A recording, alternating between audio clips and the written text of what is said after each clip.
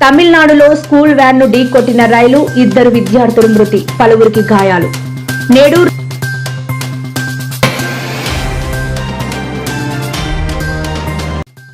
రాజశేఖర్ రెడ్డి 76వ జయంతి, కుటుంబంతో కలిసి ప్రత్యేక ప్రార్థనలు నిర్వహించిన జగన్.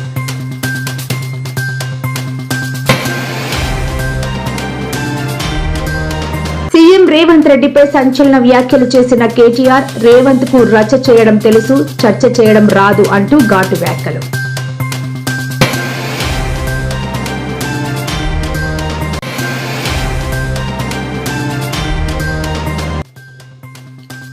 మాజీ ఎమ్మెల్యే ప్రసన్న కుమార్ రెడ్డి ఇంటిపై టీడీపీ గూండాలు దాడి, మండిపడ్డ నెల్లూరు వైఎస్ఆర్సీపీ శ్రేణులు.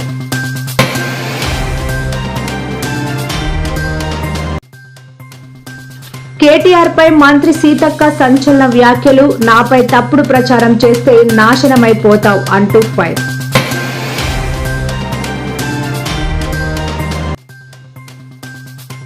వైసీపీ నేతలకి స్ట్రాంగ్ వార్నింగ్ ఇచ్చిన పవన్ కళ్యాణ్, మహిళల జోలికి వస్తే చట్ట ప్రకారం చర్యలుంటాయి అంటూ వెల్లడి.